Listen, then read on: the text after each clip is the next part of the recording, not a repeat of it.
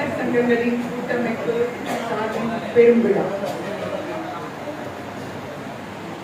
ஜாதி மதம் அப்பாற்பட்டு என்னுடைய நாடார் சொந்தங்களை இந்த மாலை வேளையில் உங்களை சந்திப்பதில் மற்றற்ற மகிழ்ச்சி அடைகிறேன்.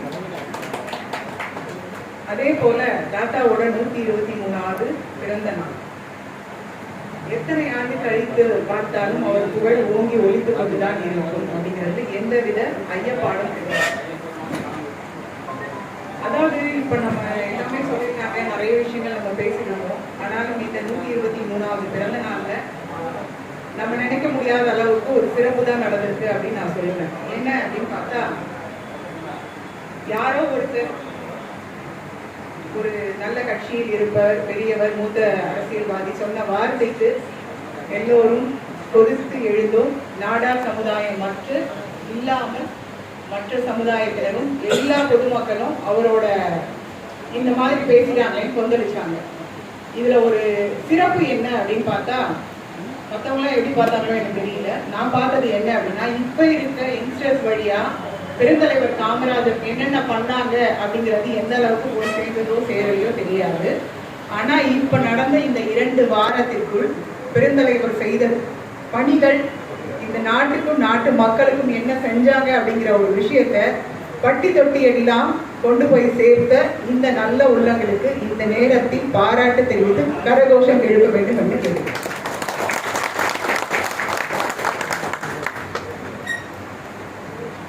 அதே போல தாத்தாவை பத்தி சொல்லணும்னா நிறைய சொல்லலாம். நிறைய பேர் பெரியவங்க பேசியிருக்காங்க, நம்ம வலைதளங்களை நம்ம நிறைய பார்த்துருக்கோம்.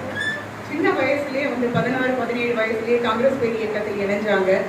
அப்போ வரும்போது பார்த்தீங்கன்னா அவர் சாதாரண ஒரு தொண்டனாக தான் வந்தாங்க. அவங்க கொடி ஏந்தி போஸ்ட் ஒட்டி இந்த மாதிரி தான் அவங்க வந்தாங்க.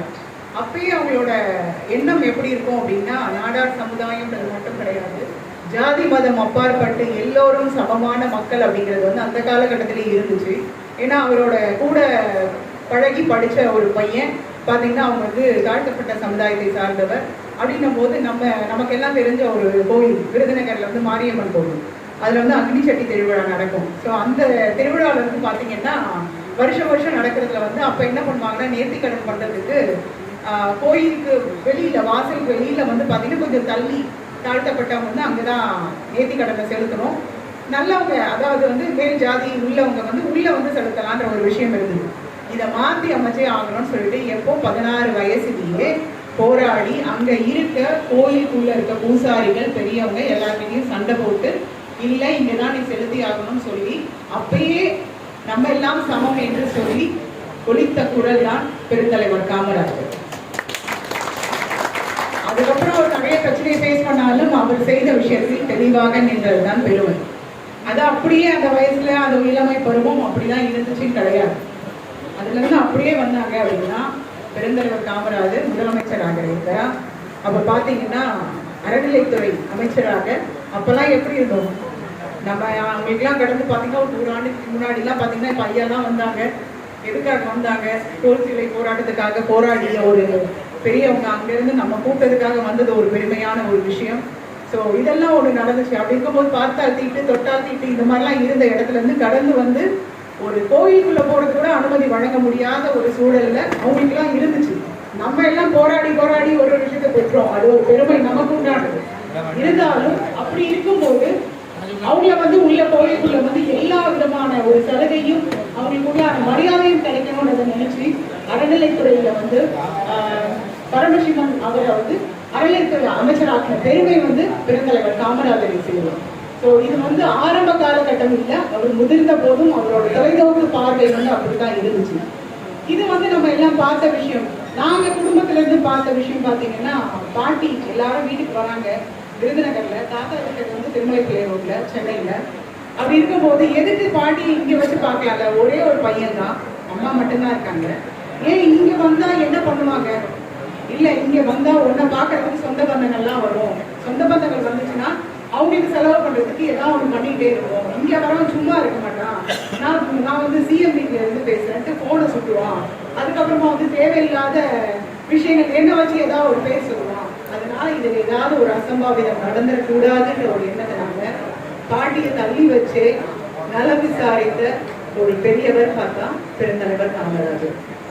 அதுக்கப்புறம் பாட்டி அங்க இருக்காங்க அப்படின்னாலும் அந்த பாட்டியை பார்க்கறதுக்கு யாராவது வருவாங்க. வரும்போது பாட்டி சொல்லுவாங்களா, உன்னை பார்க்க வராங்கய்யா, அதனால நான் ஏதாவது காபி தண்ணிலாம் வச்சு கொடுக்குறேன், நீ கொடுக்குற அந்த 120 ரூபாய் எனக்கு பத்தல, ஒரு 10 ரூபாய் எனக்கு தூக்கி கொடுத்தா நல்லா இருக்கும் அப்படின்னும் போது அடுத்த மறு கடிதம் எழுதினது எப்படின்னா, நீ சொன்னது சரிதான், ஆனாலும் இங்க இருக்கிற சூழலுக்கு என் கையில இருக்கிற பணம் இவ்வளவுதான் என்னால தர முடியுமா, அதனால வரவங்களுக்கு தண்ணி கூட மோந்து கொடுத்தா போதும், அதுவே போதுமானது, அதனால யாரும் உடனே கோச்சிக்கலாம் மாட்டாங்க அப்படின்னு சொல்லி வாழ்ந்த ஒரு உன்னத தலைவர் பெருந்தலைவர் காமராஜர்.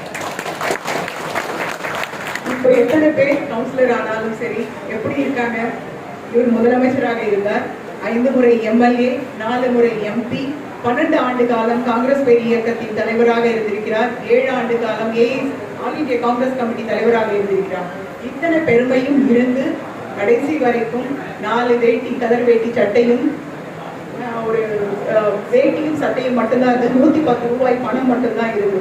இந்த மாதிரி ஏதாவது ஒரு தலைவர் வாழ்ந்து மறைந்தாரா அப்படின்னு பார்த்தா இப்போ வரைக்கும் தேடினாலும் கிடைக்காது. இப்பேற்பட்ட ஒரு தலைவர் அப்படின்னு பார்த்தா பெருந்தலைவர் காமராஜர் தான். அந்த ஒரு பெருந்தலைவரை நம்ம நாடார் சமுதாயத்தில் பிறந்து வளர்ந்து இத்தனை சாதனைகளை புரிந்திருக்காங்க போது நம்மளாம் இந்த விழாவின் 123 ஆண்டு இல்லை, இன்னும் கடந்து போனாலும் இதை சிறப்பாக கொண்டாடுவோம். இப்பேற்பட்ட நல்ல உள்ளங்கள் அதை எடுத்து செய்து கொண்டே இருக்கும். நம்மளாம் அவங்களுக்கு ஒத்துழைப்பாக இருந்து இன்னும் சிறப்பாக செய்து தர வேண்டும் என்று கூறி விடைபெறுகிறேன்.